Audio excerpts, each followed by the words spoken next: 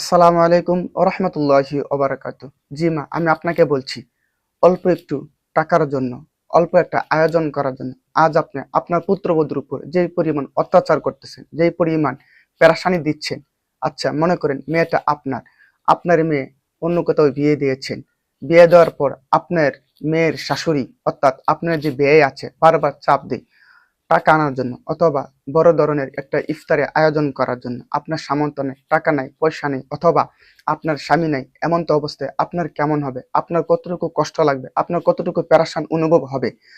অনেক সময় দেখা যাবে আপনার ওই মেয়ের সুখের দিকে তাকায় মানুষের কাছে হাত পাততে হবে, মানুষের কাছে ভিক্ষা করতে হবে, মানুষদের কাছে চেয়ে চেয়ে নিজে খেয়ে না খেয়ে ওই মেয়ের মন রক্ষা করার জন্য, মেয়ের সংসারকে সুস্থ রাখার জন্য, মেয়ের মন মানসিকতাকে পরিপূর্ণভাবে সুস্থ রাখার জন্য দেখা যাবে মানুষের কাছে হাত পাততে হবে, আঁচল পেতে মানুষের কাছ থেকে খাবার, টাকা, পয়সা ইত্যাদি ভিক্ষা করতে হবে।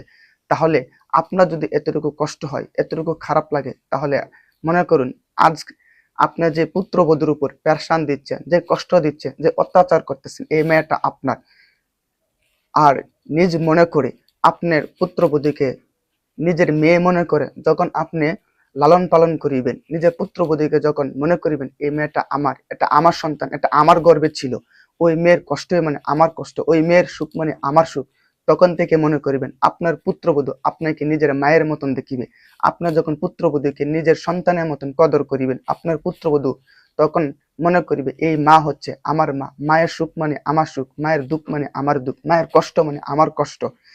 আর যদি আপনার পুত্রবধূকে নিজের মেয়ে মনে না করেন, পুত্রবধূর ব্যথায় যদি আপনি নিজে ব্যথিত না হন, পুত্রবধূর কষ্টে যদি আপনার চোখ দিয়ে পানি না ঝরে, তাহলে মনে করবেন আপনার যখন বৃদ্ধ হয়ে যাবেন, আপনার যখন দুর্বল হয়ে যাবেন, বিছানায় বসে যখন প্রস্রাব পায়খানা করিবেন, এমন তো অবস্থায় আপনার পুত্রবধূ আপনার দিকে কখনো করুণার দৃষ্টিতে তাকাবে না। কারণ কি? কারণ ওই যৌবন যখন ছিল তখন তার উপর অনেক কষ্ট দিয়েছেন, অনেক দুঃখ দিয়েছেন, অনেক জ্বালা যন্ত্রণা করেছেন।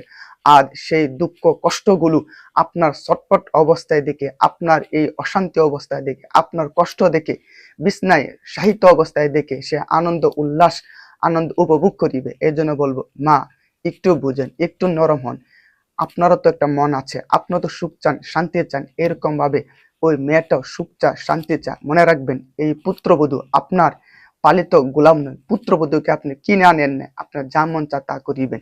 একটা জিনিস সর্বদাই মনে রাখিবেন, আপনার যা করতেছেন আগামীতে তা পুঙ্খানুভাবে আপনার অনুভব করিতে হবে। আপনার যা করতেছেন আগামীর জন্য আপনি প্রস্তুত হন, আগামীতে আপনার প্রত্যেকটি বদলা ওই পুত্রবধূ আপনার কাছ থেকে নিয়ে নেবে।